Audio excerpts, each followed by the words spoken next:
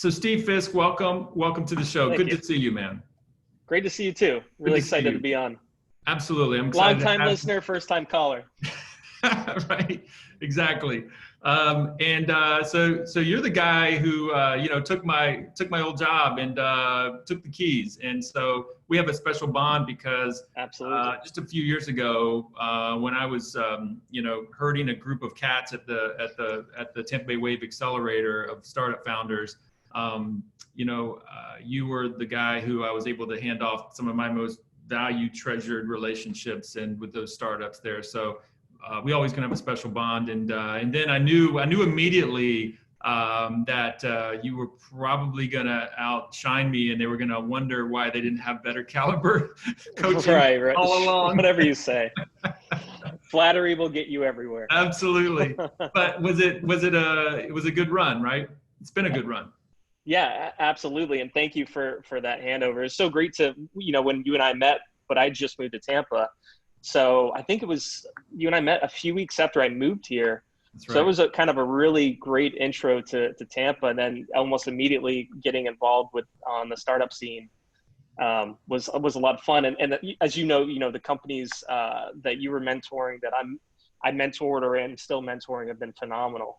Absolutely. So at least half of them have just continued to climb in success. And then, the other half we would expect would, struggle, and then a couple maybe have to fall off. But that's the startup game, isn't it?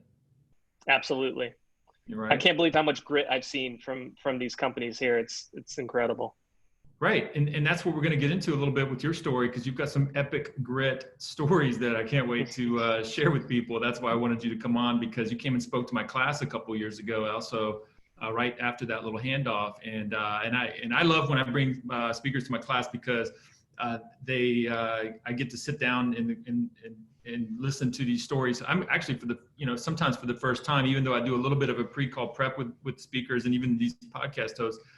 There's certain things that come out live that you just can't be ready for, and there's something about wanting, especially with a live room, maybe more so than a podcast like this, but something about a live room of 50 students that are glued to your every word, that you feel moved to, share as much raw honesty as possible. Do you remember that feeling when you were in the class? Yeah, absolutely. There was a lot of great questions, a lot of ones that were surprisingly pragmatic too for being college students. Yeah. Oh yeah, that's right. You're right. It's funny. I'm glad you brought that up. So sometimes I'm a little cringe, because, I've a founder, entrepreneur come in and tell this dramatic story of struggle in life and death and up and down and big philosophical, factors. And then the first question goes up is like, so did you form an LLC or a C Corp? Things like that. I'm like, what? but they want to get started. They're like, that's the thing, right? They usually Absolutely. get started. That's usually why. So you remember that. So, hey, I want to throw something up real quick that on the screen that you might get a kick out of, right? So, all right, so we're going to share the screen, and then ultimately I'm going to throw it up this way. So can you see that, Steve? Yeah. All right, cool. So this is my cover slide for you, okay? And the theme that I'm throwing out there for us, because we had a nice pre-call conversation a few days ago. And this was something you reminded me of, something that you talked a lot about in front of our class. And I remembered how powerful it was at the time, and how it just hit me like a lightning bolt when you were speaking. And I love the I don't know, the kind of the bold audacity of which you laid this out to the classroom, right? Which I thought was just incredible. Having been that early stage founder myself and worked with so many and see the struggle that they all deal with and what I dealt with, and no one had ever said it that succinctly out loud to me before, was this idea of advice or feedback, if you will, for early stage founders, and this concept of what to let in and what to keep out. And it doesn't get talked about enough. Let me hear your opening thoughts on that. Yeah, well, you're a lot more eloquent than I am. So I just always say a big part of being an entrepreneur is learning to go with your gut. You're going to get a lot of feedback from all different sources, whether it's your spouse, your family, your friends, your investors, your customers. your board. Everyone's going to have a different opinion on what you should be doing. And one of the biggest parts is learning how to filter through all that for the nuggets, to kind of guide you in so that you can do what's best for your company. Because if you take everyone's advice, you're taking no one's advice. So certainly with that, you're gonna have some great advice from key advisors, from different people, different customers and things like that. But really it's kind of a chart of navigating what you should be doing at any given time. And oh, go ahead. Sorry to interrupt, but how bad can it get? Like, the reason you make a big thing of this is because clearly you got into a really clouded, you experienced a really cloudy situation where you let too much in, and then you can lose track of your own vision.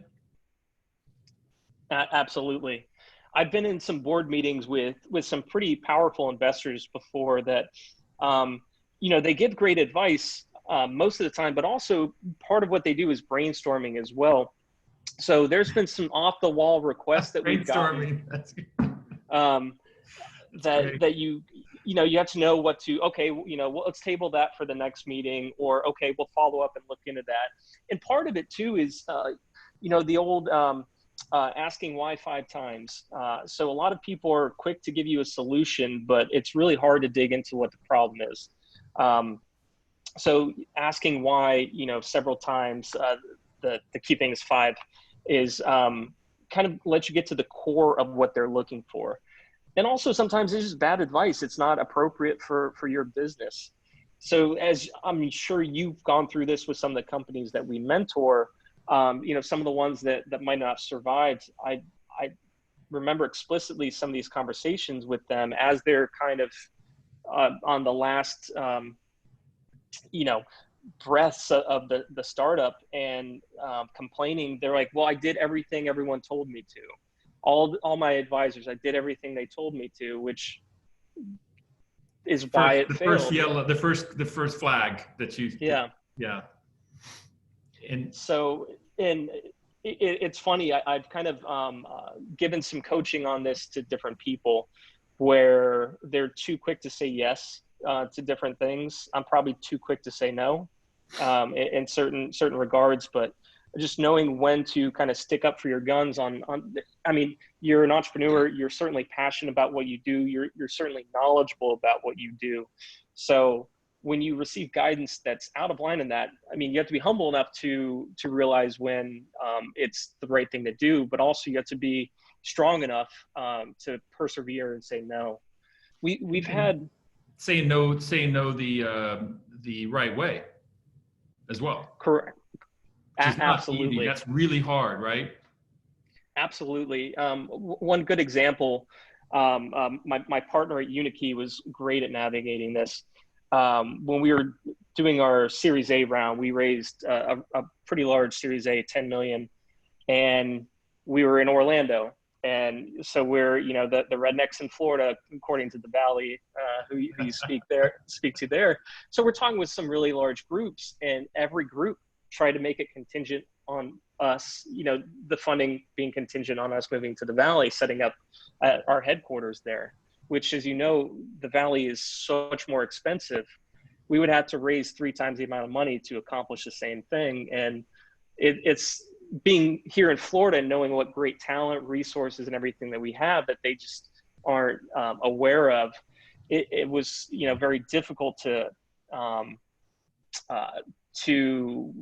push back, get them to realize. So we just kind of had to negotiate it. I'm like, okay, well, instead of 10 million, we'll raise 30 million for the same amount of equity. Well.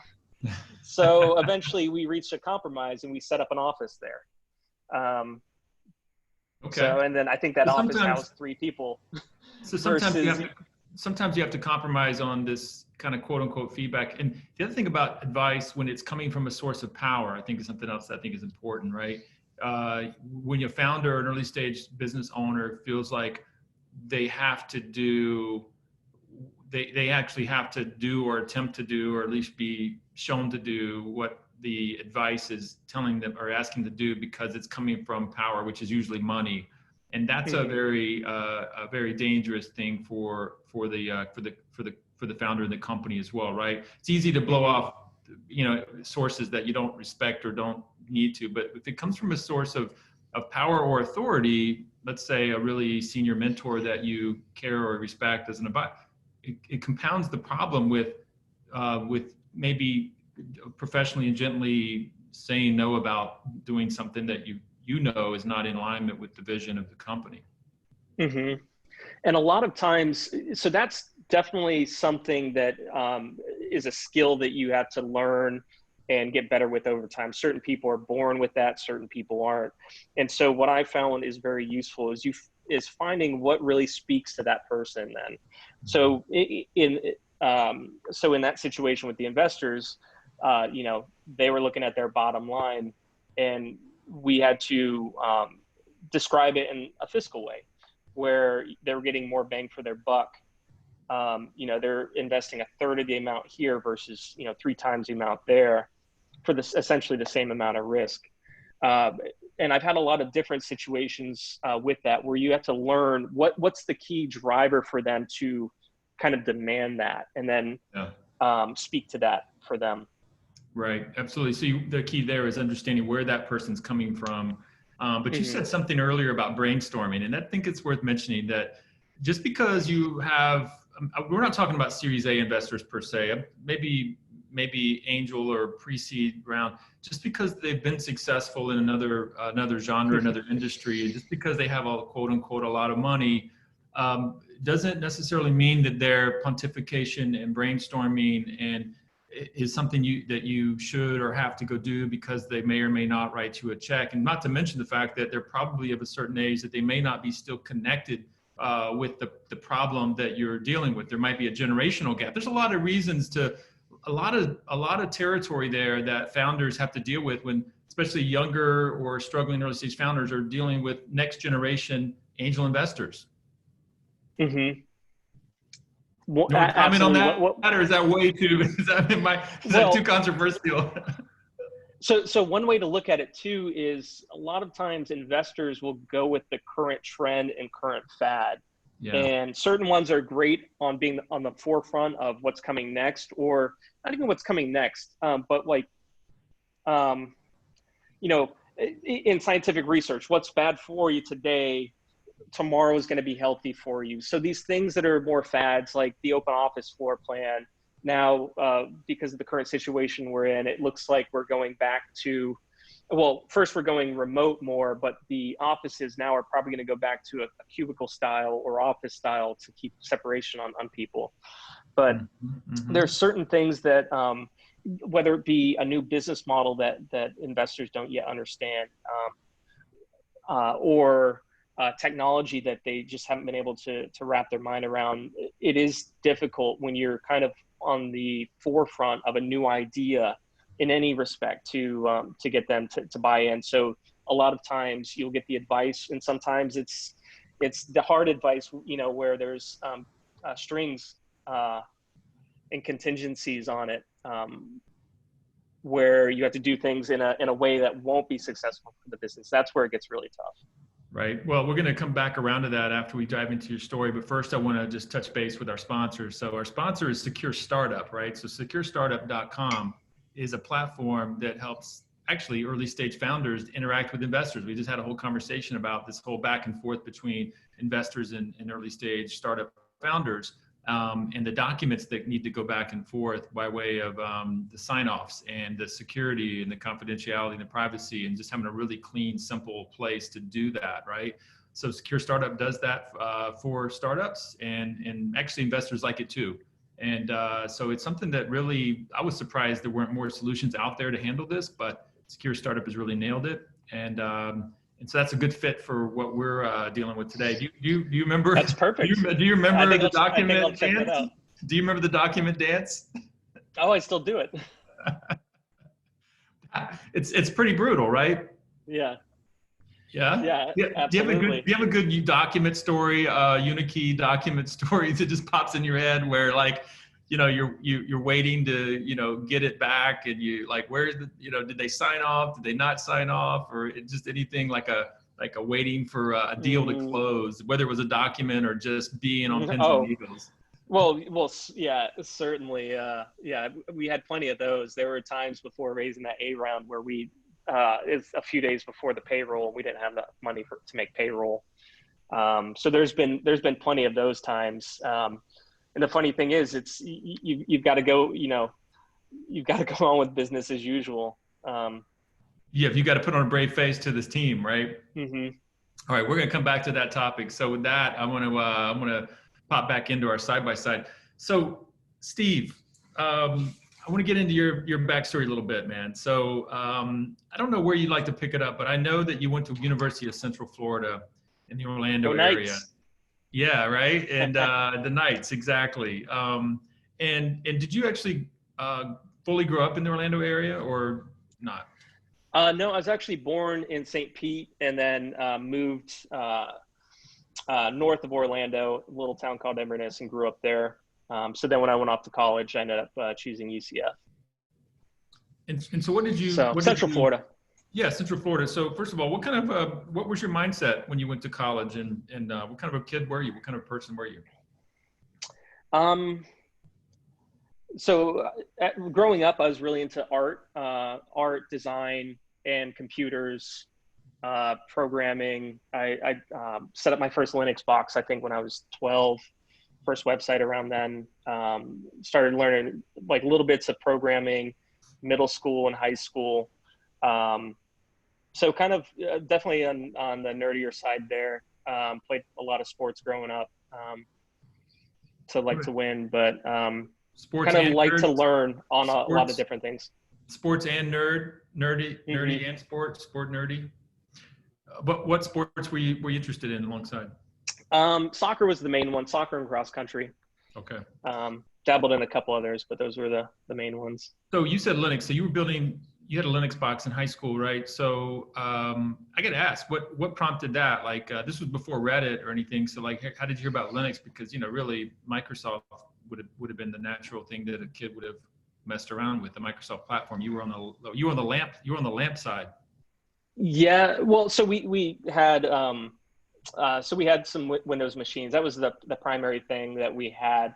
But as I started getting I like making things. I think that's an easy way to put it. So I found some basic Microsoft Basic programs to kind of build out GUIs, and I want to learn a little bit more. So I kind of dabbled in that. And, a buddy's, one of my best friend's older brothers helped me set up the Linux box.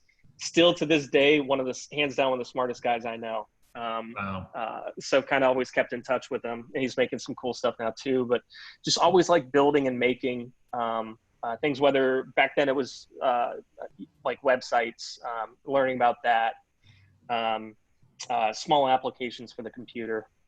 So definitely on the software side, but that was quite a bit of fun. So that was in high school, right? Mm-hmm. And then, okay, so you ship off to UCF, the Knights, and what kind of a college kid were you? What was your college approach? I worked a lot. I had to work a lot through college. So that was probably one of my main memories of college, was just working 3 jobs at a time to work my way through. I ended up getting accepted to UCF to do computer science, but then decided that I didn't want to have to stare at code all day. This is back, things are better now, but I'm sure they could still be improved, is really showing people what the options are out there. But I just assumed I would be staring at code all day, as if you get into tech. So UCF has a great computer science school, and so I kind of selected that. But they also have a computer animation school. So that was kind of my way to marry the art design with the technology, because I was still doing programming, but it was to achieve a different result, but also still heavily into visuals. Right. So but the computer science program, okay. But art. So ultimately, what did you end up studying or getting your degree in? I have a Bachelor of Fine Arts from UCF, so it's kind of always funny that I have an art degree when leading tech teams. Right. So I certainly work with some very intelligent engineers, and I know enough to hold my own. So I'm very light on, you know, the deeper technical aspects, but from a high level, I understand kind of how everything goes together and how things should be built. But it's always fun when you get in an argument with an engineer and whiteboard it and prove you're right, and just art degree, you know, drop the mic kind of deal. Why didn't you go ahead and do the computer science thing, or you just were like you said, you were just too afraid to end up as a coder, stuck somewhere? You wanted to get more out of your college education, it sounds like. Yeah, I think that's a good way to put it. Certainly when people talk about education, I think one of the main things that's needed is to be able to show all the different options that you have, like pass forward within a given career. You know, before is the, you know, lawyer, doctor, engineer. And then with the engineer, you know, there's a whole spectrum of different things you can do.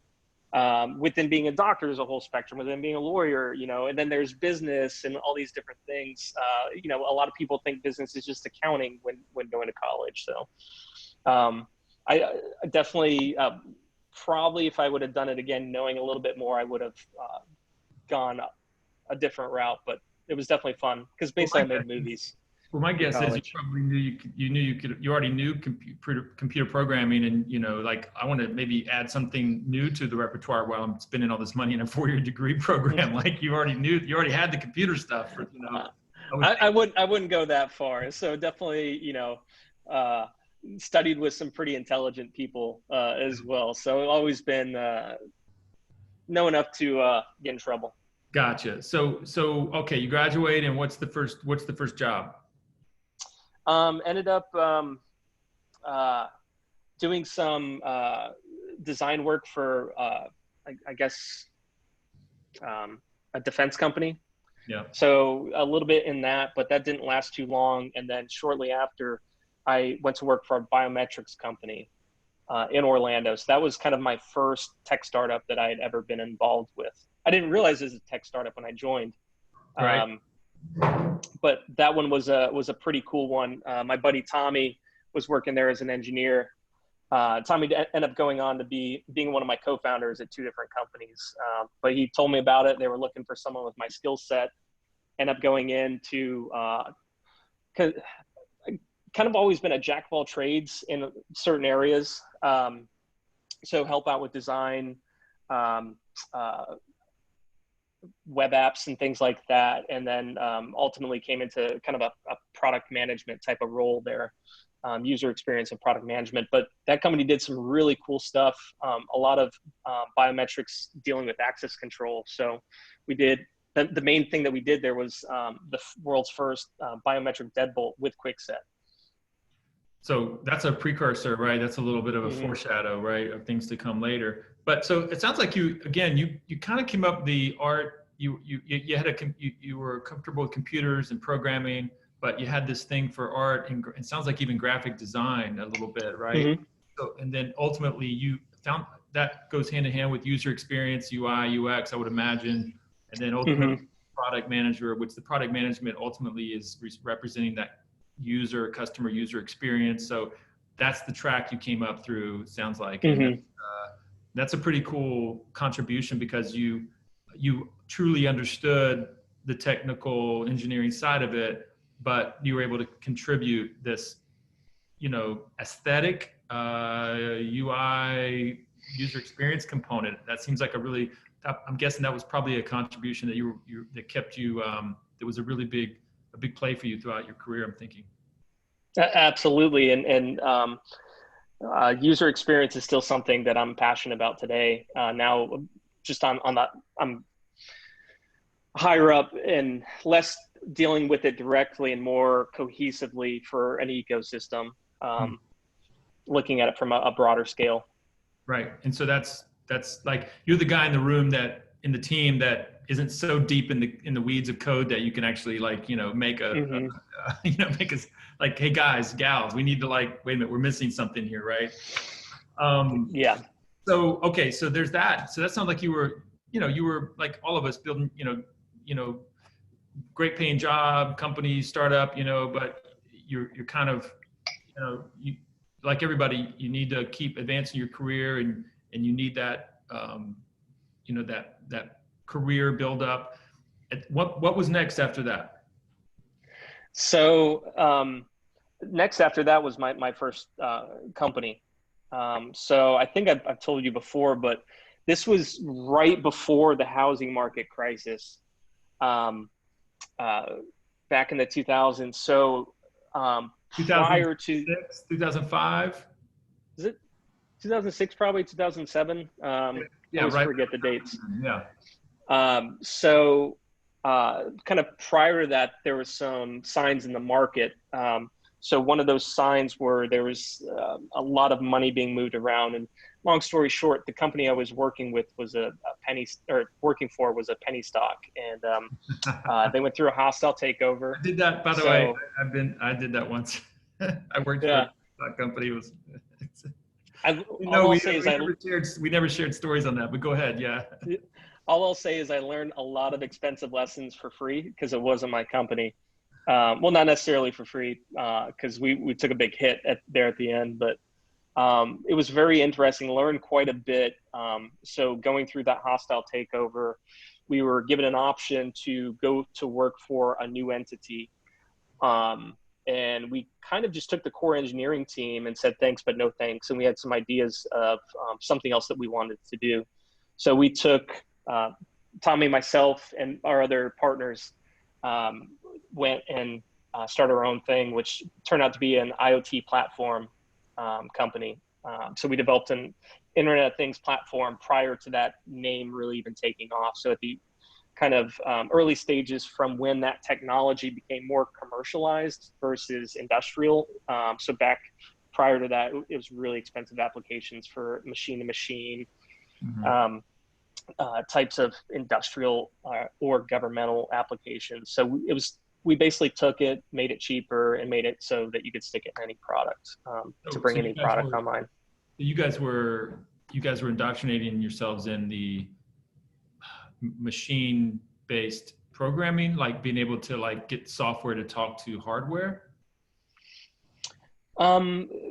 Correct. More of bringing dumb pieces of technology online. So anything out in the field, anything out dispersed in the field. My favorite example is one of our customers made change machines. This is far on the simple end, but like making change for a $5, like I'll give you. Yeah, and these change machines would primarily go in laundromats.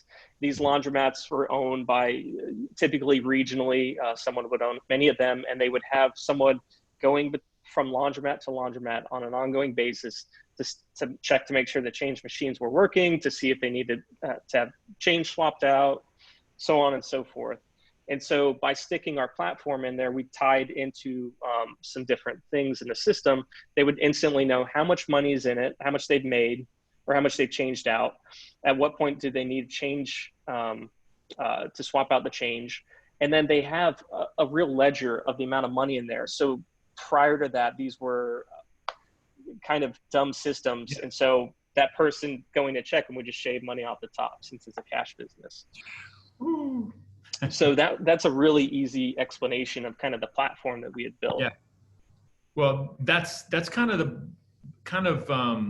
when I came up the technology route myself, trying to get hardware and software, like get machine based development programming was like a black art. It was a really kind of what the really more advanced developers and programmers would do, and all of the rest of us would stay over here in the code world and not touch the hardware world, right? So you guys were doing that. Firmware is tough. Hardware and firmware is firmware. Yeah, tough. That was the word I was looking for. Firmware. Yeah. So how did this company? How did it go? Did this company, take off and become a huge success? Oh, it's huge. Sold for a couple billion. No, it was. So we ended up raising. So we had kind of a proven team. We had product. That smart lock or that biometric lock was in Lowe's and Home Depot. So we had product on the shelf. We had delivered probably 10 other products over the course of a year for that company. So we had investors to get started, and we ended up taking a bridge loan to get started, and we're going to work out equity and everything once the paperwork was all done. And in that time is when the housing market collapsed. So we basically took loans, started the company, signed leases, and then didn't have any follow-up loans like we were planning on. And not only that, but they turned into real loans that we had to pay back. So ended up bootstrapping for a few years. And as you know, that's kind of really that was where I got my MBA from the School of Hard Knocks. So learned how to raise money, create business plans, that whole 9 yards. Had some phenomenal partners there. It's kind of like a family, but slowly just weed off. A family of pain. Yeah, we did some really cool stuff, but ultimately we weren't able to. We didn't probably have the makeup of the team that we needed to really make it a success. So where did it go from there? So we did a lot to.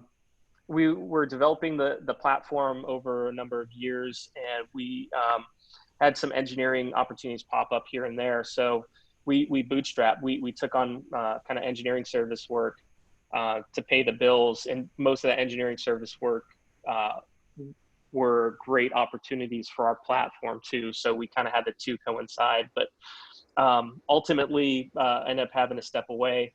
But at one point, I started up another company on the side, and then we started up UniKey as well.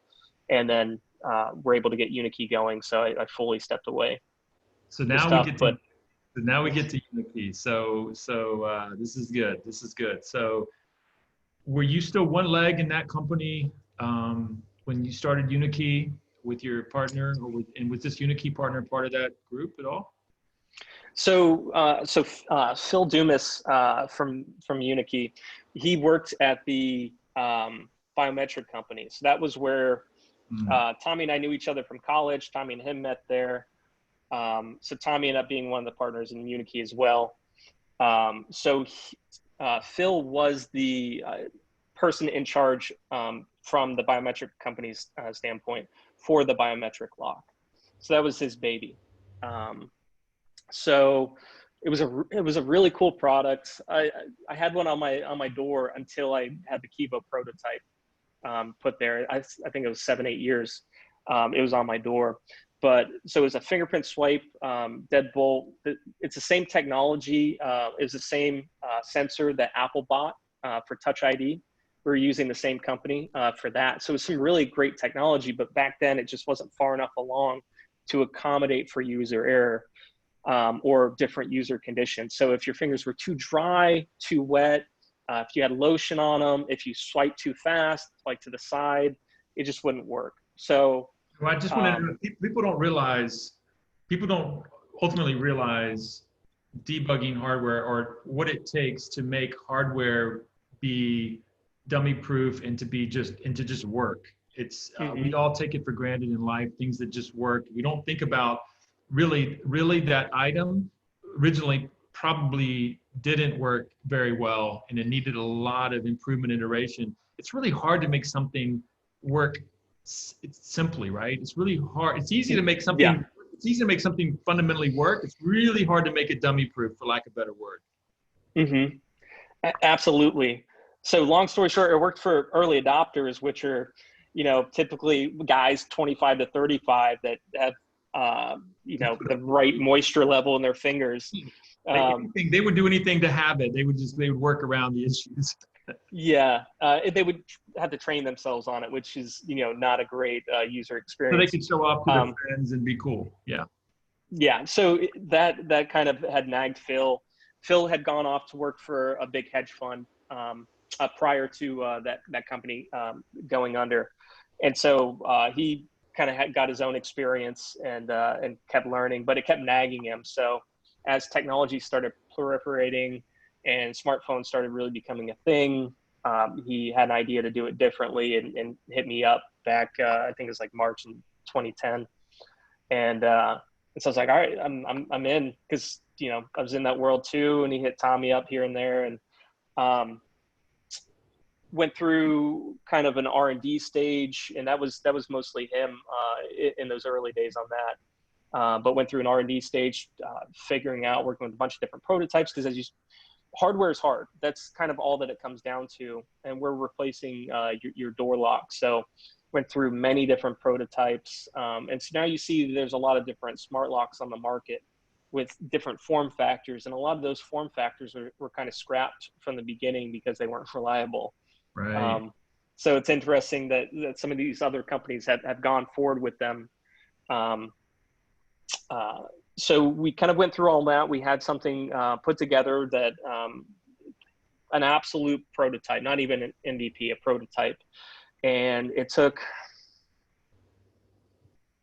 probably a year and a half to get funding at that point. From that, like Phil had been self-funding the thing. I was doing my other company in UniKey, and self-funding everything on my credit cards. So my living. But we went through, had investors lined up here or there, went through some pretty shady stuff with some not reputable, reputable investors that turned out not to be. So learned a lot of lessons that I've since shared with our groups. But it wasn't until we were able to get on Shark Tank that really opened up. Raising money in Florida is really hard. In 2010, it was even harder. Well, before we get to Shark Tank, which is the part that everybody wants to hear, of course, and you get semi-tired of telling the story, but you got to do it again today. But before we get to that, what are some examples of these investors that were quote unquote shady, without naming names? Like what were some of the things that happened there that I want people listening and watching to kind of like throw that on their radar, the things to look out for? So it's interesting. Things have changed, but they're better. But there's still a lot of these elements out there. So any of the angel groups that we go to in Florida were primarily 90%, 95% service providers that were wanting your money for things, and then 5% actual investors. I'm pretty sure that's changed now. But yeah, I remember those days, and there's still maybe a few. So I'd go there with, this is back in my first company, I'd go there with a partner, and one of our roles for the night would be to block and tackle, or to sniff out who, were real investors. So we'd kind of have this dance throughout the room of breaking off a conversation and going to someone else. But some of the shadier stuff was, we finally got meetings with real investment groups in the Central Florida area. A long time ago, and we'd have a great pitch meeting, and then we get a follow-up from one of the people that we met with, and someone came to the office and went to talk to us, and they're like, all right, well, if you want investment from them, I'm gonna have to redo your business plan. It's gonna cost $50K. And we're like, we came to you for money? Wait, what? You need $50K before you can give us money. Come to find out, it's an advisor for them, is one of their advisors that was in on the meeting that won't sign off until they get the 50 grand to redo a business plan. Even then, who knows if that big money is even out, right? Like, so it's a big yeah. At that point, you've got to put your own money on the table before you have the chance at possibly getting money. Mm-hmm. Yeah, in my first company, we ended up paying a company to find us money through a connection we had, and they brought on a board member for us, and that was it. And there goes a good amount of money. And then there's been some other pretty shady items that have happened. In that world. Really, performance matters, right? Like paying for performance, or sometimes you do need help to raise capital, but at the end of the day, an early stage startup, bootstrapped, cash strapped startup can't afford those kinds of things, and people that will take money from those folks without ensuring that they deliver on value, they've probably never been a founder themselves. They've probably never been a founder, because they would immediately remember and have empathy for that. I just don't know how they would square it. Right? Yeah. Yeah. Right? Yeah, absolutely. I mean, you would have a hard time with that today, right? Given what you went through. Oh yeah, absolutely. It'd be a non-starter. You wouldn't feel right about it. So ultimately, you guys passed on the 50K business plan. Yeah. So that was my first company, and yeah, had a lot of And meetings, then and we were. any other deals like fall through, or any other promises aside from that issue? Any promises of money that like wasn't real, or any other shady stuff like that? Oh yeah, all the time. Mostly through angel investors, Yeah. and sometimes it's an older person that that you like each other, and it turns out they just want someone to talk with, or they kind of see you as like a son type of figure, and they just want to talk, and then nothing kind of ever comes from it. There was They, plenty of they, that in the early days. they may or may not have the money, but Hmm. not as serious about writing that check as they're letting Yeah.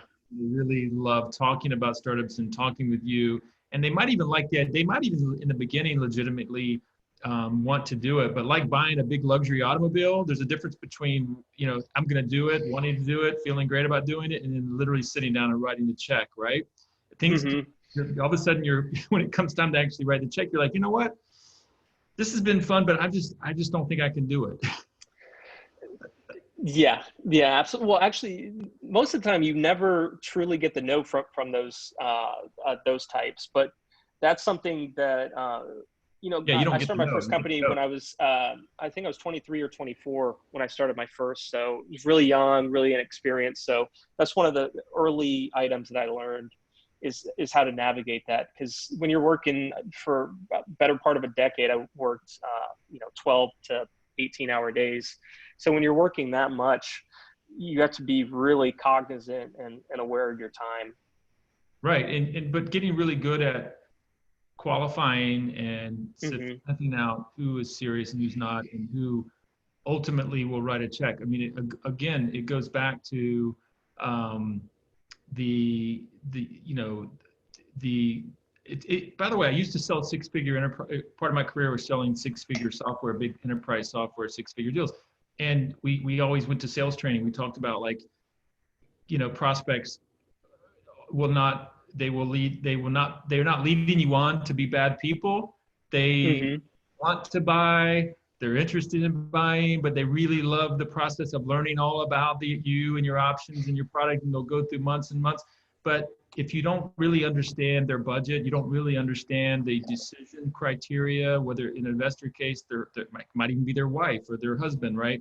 If you don't understand the psychological and the parameters of what's behind all that, even in big enterprise, like I said, even big corporate six-figure enterprise sales, we were trained to qualify, to understand what was behind all of that, so that when we got 2 to 3 months down the line, there weren't the rug wasn't pulled, and we didn't get the gotcha.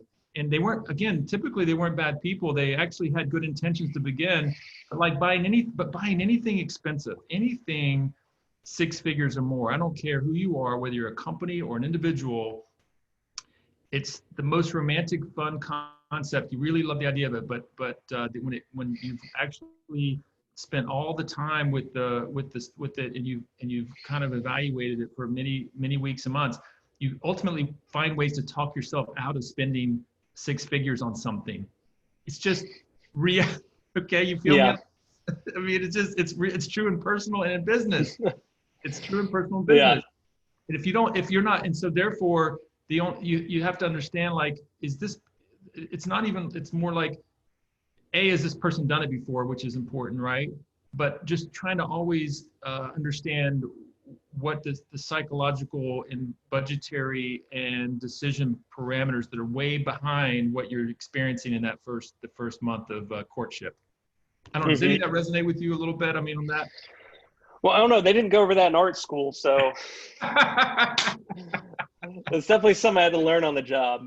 That Yeah. happened. That happened both with for investment and business partnerships too, um, where a lot of times they're excited about it, but they're not.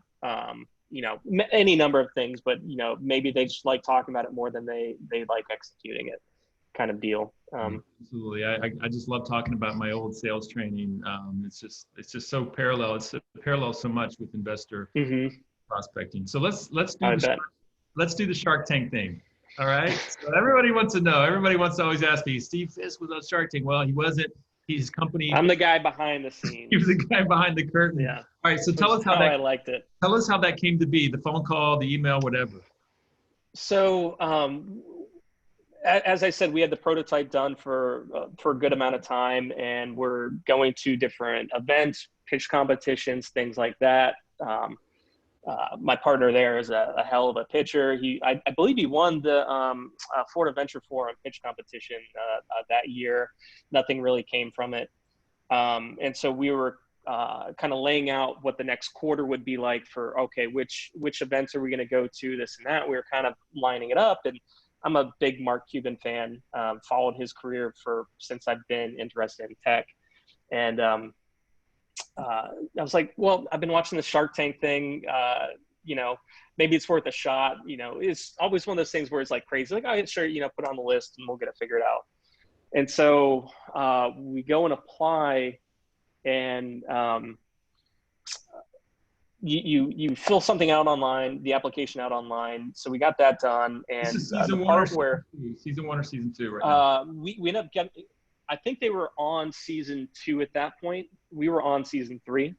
Yeah, but season 1, the only thing that had been visible was probably season 1 and maybe in the middle of season 2, right? I got it. Yeah, so I've been watching season 2 because I think that's when Cuban came on. And so we applied, and this is my partner is tenacious, so they'd given him a response, and so he set up an auto email and emailed them every week, following up. So they finally asked us to do an application, a video application. So we did kind of a Kickstarter style video application. I had some friends that ran a PR firm in Orlando. So I borrowed their camera, took it over to Phil's house, and kind of set it up. The funny part was we were, at that point, we were planning, okay, if this doesn't work, like the investor route doesn't work out, we'll do a Kickstarter. So we filmed the Shark Tank application and the Kickstarter video side by side. So we did one, and it was a lot of fun. Phil came from the hedge fund space, and I'm like, I'm the slower guy that's more consumer, and I'm like, no, we got to simplify that. No, let's simplify it. And so we got down to a pretty good pitch, which was pretty similar to what ended up being on the show. So we do that with him in a button up for Shark Tank. Then we'd have him go as casually as he'd get is a polo. So then we'd have him put on a polo for the Kickstarter video. And so we did that, sent it off. Funny part was we got rejected from Kickstarter. Their response, I think it was a 1-sentence response. It said something along the lines of, building this will be harder than you think. It was something really funny where they didn't bother to read in the application that we've already built that, and they could go to Home Depot and pick it up, kind of deal. Oh yeah. So that was in a lesson there about having, backup, like always putting 2 or 3 things into play at any given time. Yeah, absolutely. So that was in, I believe, May of 2011.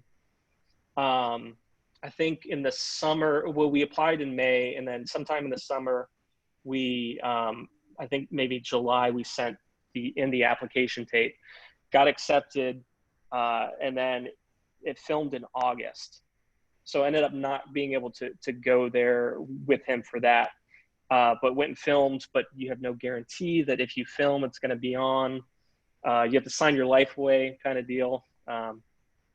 Probably not even supposed to be talking about it now, but plenty of stories have come out about it. And now they've statute of limitation. They've rectified all that. So I'm pretty sure they still have rights to my firstborn children. But it was one of those things where you kind of have to take the risk. We had a big conversation about it, and at the end of the day, it's like, well, what else can we lose here? So let's do it. So that filmed in August of 2011, but you have no guarantee that the show is going to air. So at that point, I'd maxed out my credit cards. I was kind of, doing anything I could. I was still also doing the other company, trying to bring in paychecks where I could, doing side work or, begging, borrowing, and stealing. Phil went and took another job at that point. He run out of money. So it was kind of one of those things where we'd go and do investor things. Wow. Here and there, or, He just did Shark try to Tank. keep it alive. So he had just done Shark. You guys had just done Shark Tank. He personally was there. But out of gas, like he's having to go get a job at the basically at the time that he had just filmed Shark Tank. He was like having to basically work his way. Wow. Yeah. So he took. I mean, he's a smart guy. It was a decent job, but Oh, of course, but so he wasn't planning. I mean, you guys had kind of written off the Shark Tank experience. You had to. Well, so we were actually still going through it. So so if you watch all the Sharks bid, is the first time that all of them had bid. We went on it trying to get Cuban, and we got Cuban and O'Leary to go in on it together. So basically, you shake hands with them. You have a gentleman's agreement. After that, you meet their money people, and you never really deal with them directly again. And then you hammer out a high-level term sheet, and then you sign a no-shop clause, a 3-month no-shop clause. So you're working with them for a 3-month period to do due diligence, contract negotiation, go back and forth with your lawyers. So it's kind of a waiting game, and it ultimately dragged out 4 months before the deal fell through. So I think it was probably New Year's Eve, Christmas Eve or New Year's Eve that year when it fell through. Fell through. What do you mean fell through? So it just the deal changed, we'll say, and it fell through as in you guys had to walk away. That's what you mean by that. Yeah. So yeah, we ended up having to walk away. We heard reports that it might air at the beginning of the season, mid-January, because we knew it was still, we'd get exposure from it, but we assumed that since we walked away from the deal, that they were going to make us look like idiots, or make Phil look like an idiot. So I ended up taking a job in Atlanta. I waited through January. It didn't hit, so we still had no guarantee that it was ever going to air. So I ended up moving to Atlanta. Did some work up there. Phil was still doing his other gig, and then we got word like beginning of May that, hey, it's going to air in a couple weeks. I believe it was May 15th, 2012. Wow. And it turned out to be the episode turned out to be the season finale, and we ended up being the finale of the season finale. So not only did they not recut it to make him look like an idiot, it was by far one of the best that had ever been on, and he dominated. He killed it. And it was like you said, the first time in the history of the show that all the Sharks went in on the deal. Like they all wanted it. Mm-hmm. They all raised their hand. First time ever in 2 seasons. So like, from the funny, that'd be the third season. Yeah. Yes. We're the finale of season 3. So the really funny part is, normally you'd think you'd have this huge launch or watch party and everything, but we were afraid that, it was going to be embarrassing. So it was literally just Phil, Tommy, and I watching this. Watching on the edge of your seats. Well, watching on the edge of the seats. I've got, we had set up a website with email sign up so we could convert people over for an interest list. So I was watching the analytics in real time, and but they won't let you put your website on there. So we're doing all this other stuff. So it was an interesting time for sure. But after that is when the investors started lining up. So we had probably over 1,000 emails from different investors at that point. Wow. Okay. So that was the big part that came from it. Big story right there, that you had already had to walk away because the terms, kept changing, weren't good or whatever. And, but this ultimately became a big PR splash. Mm-hmm. And we were able to sign up a considerable amount of people on the interest list, which we then took when we were negotiating our deals as well. Right. So therefore it was a big net positive for you guys. And then, so take me from there. Like, you guys are both jobs and all of a sudden everything's different. Yeah. So from there, it's quite a different situation. So instead of being, begging for money, parched in the desert, you're swimming in the ocean, but also there's sharks and different things that you're navigating at the same time. So it was still challenging. We ended up lining up some real estate investors that were very interested. We were raising 1.1 at that point. And deal fell through. Like while we're waiting for the wire, it fell through. One partner ended up finding something else finding something else he wanted to invest in at the last minute, and it fell through. I've had that happen so many times where, you know, you're waiting for the wire. At that point, for months of, and then you've already dismissed so many other investors, and you're down to this, and then it doesn't come through. Wow, I forgot about your story. I was ready to quit my job too, so thankfully I'm composed enough to not quit early. So it was quit to start, and quit to so we end up quit quit. Oh, don't start yet. Yeah, exactly. So we ended up talking with some other investors and some that were kind of in the pipeline, and we ended up finding a really great partner and investor. So our lead investor for that round was FFVC out of New York, and they've been phenomenal. So they kind of rounded up some other investors to finish out the round, and we brought in some others that had kind of done that. So Steve, at this point, okay, you guys can finally quit your jobs. Yeah. So basically, I think Phil had quit his a little bit prior to that. Tommy and I, at that point, were again working for the same company. He brought me through to Atlanta with him. He and I quit, moved back down. So the three of us, that's when the company really started. So from then on, we got started, got our office space, and started trying to work deals. So the idea for that company was always to be B2B and work with different access control manufacturers. What's now considered a platform as a service. This was in the early days where that wasn't really a thing. So we were kind of ahead of the curve on that. So we knew we could do it ourselves, but we also didn't want there's a lot that goes along with it. And we knew we could have a broader reach if we work with partners on it. So we already had a pre-existing relationship with Kwikset. We'd been talking with them for over, basically since the company had started. And it's a big company, so it's hard to get traction in there. And thankfully their CEO had seen the show. Phil violated his NDA on air for it, thank God. So their biggest competitor, Schleg, so they hit us up as well. So we were actually negotiating with both of those groups at the same time, and leveraged that interest list that we had, because it's, hey, we have real customers here that are going to buy this. It ended up doing the deal with Kwikset and signed that in kind of record time. Yeah, and then you leveled up. You leveled up from there. Now, first of all, a couple of quick takeaways on that people watching this should get. You know, you can't underestimate the value and importance of PR, or getting a big coup, a big PR coup. You cannot underestimate the value of that. It changed the whole trajectory of the company. You went from literally on fumes to almost like, you know, dying, to being on TV with a deal that was already off the table, that completely changed perception. And that's something that people don't realize. Like, the perception of a winner, I use the word perception on purpose, right? Like, there was no difference between who you guys were before, when you were nobody would, you know, give you the time, no one would give you, you know, money and were screwing around with you, to the point where everyone was clamoring for you. Same guys, same technology, right?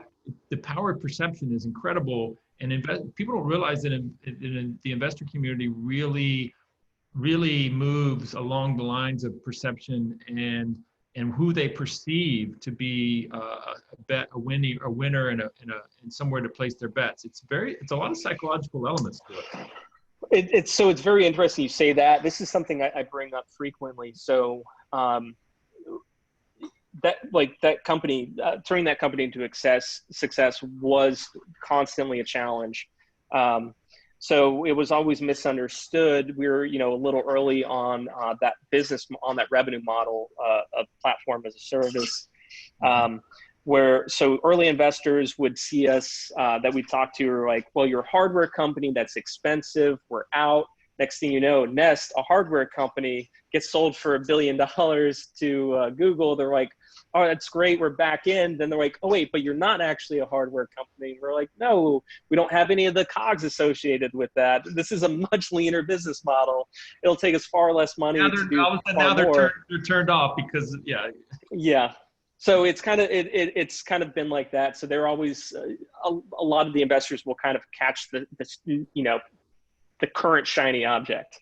Yeah, and you know what? Not to take too much away, that they're doing their very best to pick a winner. But you know what? That's where Warren Buffett comes in, right? In my mind, at least. You know, this idea of looking at fundamentals, looking at the team, the quality of the team, the tenacity of the team, looking at the strength of the technology, the product, the platform, looking ahead at trends. That's really that's what Series A, obviously, institutional investors do, clearly, right? But you don't get to see that enough pre-series. Don't get to see that enough at seed and angel round.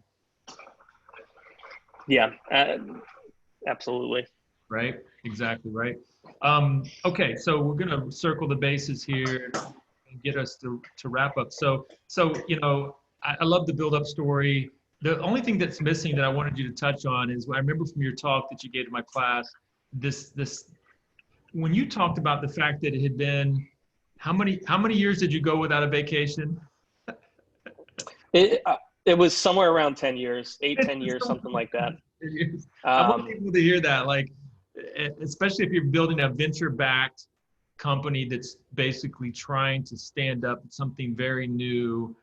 It's very different than a business owner that can cash flow and be profitable within X number of months. You know, this whole venture-backed company that takes years to get to where it needs to go. You went close to 10 years without a vacation. Were you counting some of those years, before Shark Tank, or was that all post Shark Tank? No, that was also before Shark Tank, because all three of those companies had kind of blurred together or overlapped. You, really quick to interject, I remember this. You said you had maxed out all of your credit card. You had never taken a vacation. Twice. You were always like working both ends. You had a development team, I think, in India or overseas. So you literally had to work into the wee hours of the morning, and when your development team, and then you had the business hours with your partner team, and this went on for years. Yeah. So yeah, there's always something going on internationally. So late nights, early mornings, kind of deal. For those three companies, most of the development was done here, but we do some manufacturing overseas. Or, so in the early days, it's trying to get business. Then when you have business, it's on fulfilling the business. And so UniKey, we took it from the two of us, and then up to when I left, we were around 60 people. So the whole time, when it's just a few of you, you're trying to get business, and then you get the business, and it's like, okay, well, what do we know? We have to hire, we have to build out all this stuff. So then you have issues there. Then you get more business, and that's figure out how to work on the company instead of the product. And so we learned quite a bit. And so after we raised that Series A round, we quintupled the size of the company in roughly a year, probably a little less than a year. So then it's a whole slew of other things. So all it is different types of challenges as you go. And you were kind of the inside man, right? You were kind of, you were on the operations side. So you had to make the trains run on time, and, you had to hold this thing up day to day, right? Yeah. So the interesting part is doing all that, and then figuring out, like, you're trying to make sure that you're meeting deadlines for your customers, building out this.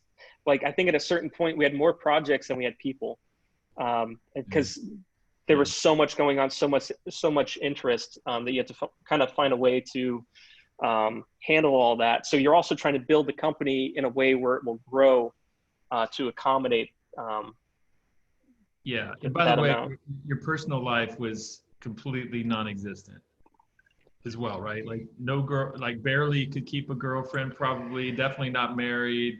Well, I mean, I was pretty young when I started, so thankfully you don't need a lot of sleep. So I definitely had a good, healthy social life. I'd sleep 3 or 4 hours a night. Yeah, but I mean, but it's hard to, like, I would imagine it would have been hard to be in a serious relationship when you were married. You were married to the company. Yeah, extremely. It's even tougher too when you can barely afford to support yourself too, and figuring out how to take someone on dates, or things start getting serious, and figuring out how you start a life with someone when all you have is debt. Right. It's an interesting. I've thought about giving a talk on that actually, because I've talked with some other people that have been in that situation, and it's an interesting one. It really kind of messes with your head. And it's a challenge. But the thing is, if you find someone that can support you through all that, that's just as important as the co-founder in your company. Yeah. Yeah. And not to mention, not only were you light on funds, but you were light on attention span probably too, just because, Mm-hmm. right? Yeah.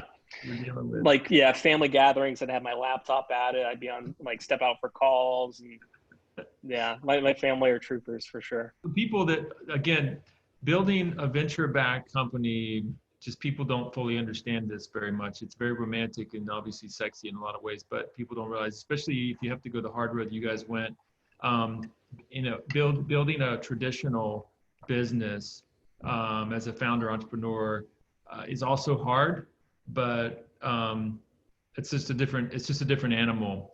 And you're by the way, you're fighting for survival, like every year trying to climb the mountain, right? If you don't climb Mm-hmm. the mountain, you don't win, right? Very different than say another type of localized startup venture, right? You don't climb the mountain, you don't get there, you don't win. It's like almost a zero-sum game in a way.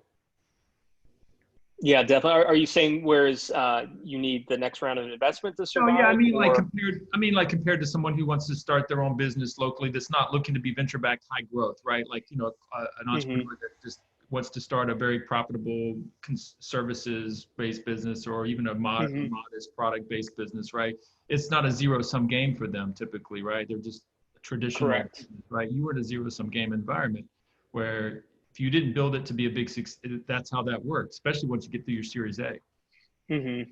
Yeah, those two types of companies operate very differently. Although I've always been, and my partners have always been very kind of frugal and very realistic minded in everything that we've done. So the goal is always to build a self-sustaining, profitable business, not one where you need to raise 100 million to make a dollar. Right. So we've always had that viewpoint on it, and we've done pretty well on it, I'd say. Right. So were you guys wait a minute, back up. Were you guys profitable along this path? Uh, well, so profit's a funny thing when you're doing a high growth tech company. So like if you slow down growth, then the profitability comes In other into words, you play. could be profitable if you Yeah. wanted to. Right? Yeah. Got it. Well, Steve, we're gonna wrap up because I want to get to iApartments, and that's how we're gonna wrap up. And man, thank you for sharing all that detail. And I've been always wanted to memorialize your story more than we had before. And so luckily we've got this recorded, and people can learn and hear this experience, and think twice before they build a venture-backed high-growth company. It's a lot of fun. And by the way, doing something. And by the way, we talked about this last time. And doing something that is really new and innovative. That's the other dimension that was going on here. There's a lot of venture-backed high-growth companies that, yeah, they're being disruptive and innovative, but not trying to completely disrupt and change consumer behavior and get them to do something that they're not used to or comfortable doing. That's a whole special upper spectrum category of not only risk, but intense zero, like I said, zero-sum game. That part was really interesting. We kind of we were one of the early companies in that space with UniKey. So we essentially started the smart lock market when we kind of showed what we were working on Shark Tank. You can actually map out the different companies starting to that episode. It's kind of flattering. Very much. So that was always interesting, where you have a new way of doing something, you have to convince everyone else on it. But the really cool part with that was the different companies we were able to partner with along the way. So we were first Works with Nest partner on that. So it was really great to be able to work with them, because at that point they had been acquired by Google. So kind of getting that exposure, worked with Samsung, Google, and those guys, and then ultimately helped Apple spec out HomeKit. So it was very cool to be on the cutting edge of that. But there's a lot of learned a lot of lessons by being, the first in the space, for sure. So the second and third companies that came after were had an advantage of being able to see what worked in the market and what didn't. Yeah, and also all those ready-made customers that you built up for them. Mm-hmm. Right. By the way, this is a great segue to iApartments. All right. Meaning like, let's not necessarily be first. Let's move in when the market is ripe and really wants, like, is frothing and like clamoring, right? That's kind of cool, I would imagine. So talk about iApartments and what iApartments does, because this is the coolest. By the way, of everything we've talked about on the show so far, that everybody at this point, they hung in there like, oh my God, I don't understand all this, but they're about to understand the following. So I'm co-founder in iApartments. We're a smart apartment company. So we have created a whole smart home ecosystem specifically designed for apartments and multifamily. So residents get something cool that they can play with on the front end. They get smart thermostat, smart lock, different smart devices in their apartment, smart plugs and switches and that sort of thing.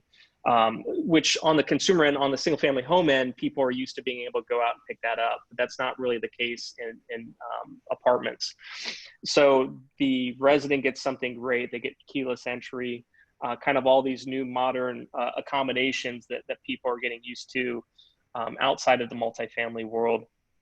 And then also that same platform works with different sensors in the apartment, in every unit, that help out the management company and the owner of the unit, help them protect the asset. So we have leak sensors that are strategically placed.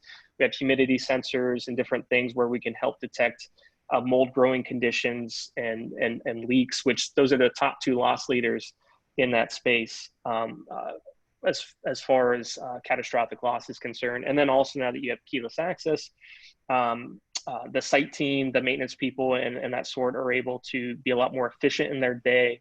And we have some other things coming as well to really make that more efficient and then protect other assets. So we're getting into air purification right now is a very hot topic. So we're getting into that pretty heavily, as well as other preventative maintenance for their HVAC systems and that sort of thing. And it's so cool to know you, man, for two reasons. One, to see somebody basically parlay that amazing experience with UniKey and all that hardware, firmware, IoT stuff that you did for so long, and you blood, sweated, and teared your way through all of that, to now be able to now step into this smart home, smart apartment world. And I can almost blindfold you right now, and you would be able to like completely like ninja your way through this because you're almost like Neo in the Matrix. Like, this is like now like this is your world, and like you did the hard stuff to be able to now bring all of that to the masses. And I say the masses because, let's be real, the masses, they're in apartments more so than single family homes. Now I would obviously I don't have to tell you that I'll be making breaking news, but once you get this iApartments thing completely explosive, I'm waiting for, your venture that comes in and outfits my single family resident home. But I'm sure that's on the roadmap down the line. But what a beautiful thing to start with the apartments, because you get these economies of scale, and you get the fact that you have the management companies that have the buying power to do it and have the incentive to get all the ROI out of it. And you get to have these big bulk client purchases that you wouldn't get with single family homes. It's brilliant. Yeah, from a business model standpoint, it's definitely great in that respect. It makes things a lot more stable as well, for sure. And it was a great, so I partnered with a multifamily veteran that started up several companies in the space. So I've learned quite a bit from him on that, and it's been a phenomenal partnership. So being able to re-leverage my different smart home contacts, my different access control contacts, and relationships, and then back here in multifamily. So the funny thing is, we actually did pilots for this back at UniKey.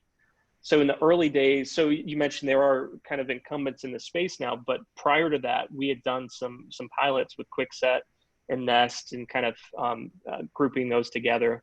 And we definitely, learned a lot of lessons on it. And a lot of the shortcomings that all the players in the space are seeing now, we experienced years ago. So we've crafted something that kind of alleviates all those issues and makes it a seamless experience for both the residents and management, which is, for a user experience person, it's paramount. Right. And so like, it's a little bit of a dream team situation, and I just think it's amazing. I love what you're doing. I remember when you were secretly working on something about a year ago, and you were like, I'm working on something, and all of us startup guys, we all kind of throw cryptic comments to each other. When I was working on my book, I was throwing cryptic comments to people, because we all trust each other, but we don't want to give away the power of what we're working on. It's not that it's almost like when you tell somebody too soon, it's like you're giving away a little bit of the power of it, right? I remember you were cooking up something, and when you finally revealed it to me, I was like, oh my God, that is perfect for Steve. And then he partnered with somebody who actually has this similar background, and I'm going, man, this is one of those things that is a sure win, and it's just really cool to see, man. Congratulations on not only all your success in the past, but like even picking something so well, incredible. I see bad picks. By the way, the reason I make a point of this is I see second, third entrepreneurs make bad picks. Meaning, like, this is a very strategic move on your part that not all of second, third time founders are able to pull off. So it's interesting. Since I left UniKey a few years ago, in the first year after leaving UniKey, I probably had 25 real opportunities come up. And as you know, I took some time off to have a vacation and relax. Mm-hmm. But through that time, I kind of vetted a bunch of these out. And so I've had many more since then. And I got some great advice that I was already following. I didn't realize it after Synapse last year, from one of the investors that went on screen. I talked to him about kind of my background and what I was thinking of doing next. And he's like, look, you're going to have a lot of opportunities. Just sit on your hands, and wait for the right one. And when it did, it was a hot and heavy romance. Basically, it's, you meet someone out of the blue, and Dave and I met for a 30-minute meeting and a 30-minute coffee, and it turned out to be a 3-hour meeting. And next thing you know, we're meeting for hours a day, kind of hashing through things. And then, we got it going. And so the nice part about being veterans, though, is what we've accomplished in a short amount of time would have taken, someone else a few years to do. So we're able to kind of cut out a lot of the learning curve that I've had he had prior, a lot of the fundraising obstacles that we've had in the past, and really focus on creating a product and working with customers. Right. So I'm glad you got to that point, because that was something else that you shared with me that I thought was really powerful, is this idea of passing on opportunity. Like you said, not only did you get 25 opportunities since UniKey, but they were coming.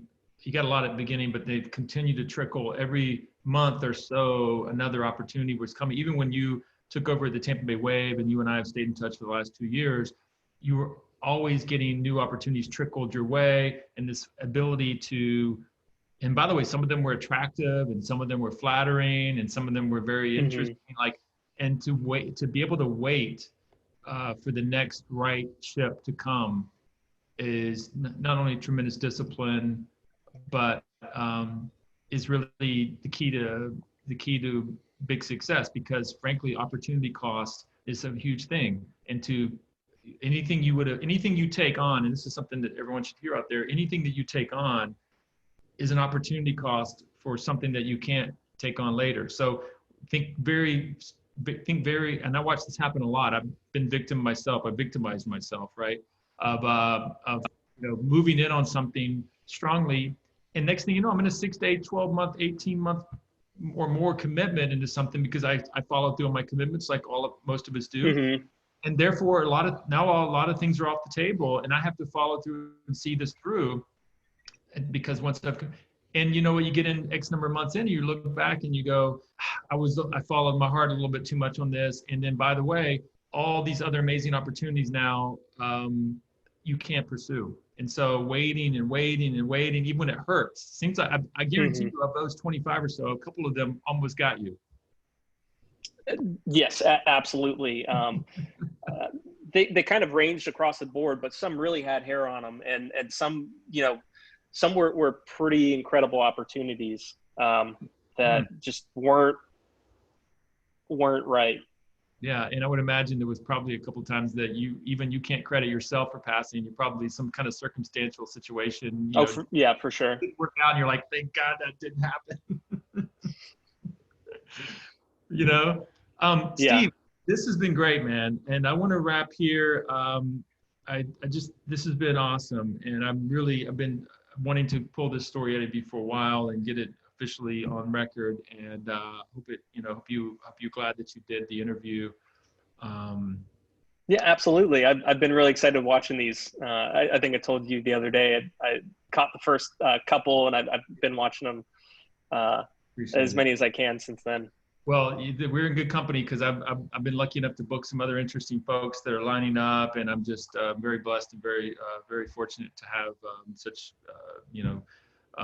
good friends and network that will come on to this podcast with me. And thank you very much. And again, like I said in the beginning, I don't know if we got it on the recording, but I feel like you're the closest man to Iron Man that I know. And I mean, like, I don't know. I'm not like, I feel like you might have this. Aside from Elon Musk. You're either Iron Man or you're Batman, and I'm not sure. I'm not sure. Probably more Batman. Might be more Batman. Okay. Yeah. Because you've got this youth, and you've got this success, and it's really pretty cool to watch and to know you. So thank you for awesome. doing it. Thank you. That's very nice of you to say. Right. Thank you for having me. I've been watching them, so I was excited when you asked me to be on. I'm going to keep building the legend of Steve Fiske. No complaints here. Hey, thank you so much. We're going to sign off. It sound good? Sounds great. All right. Take care. Till next time. Thanks, Al. All right.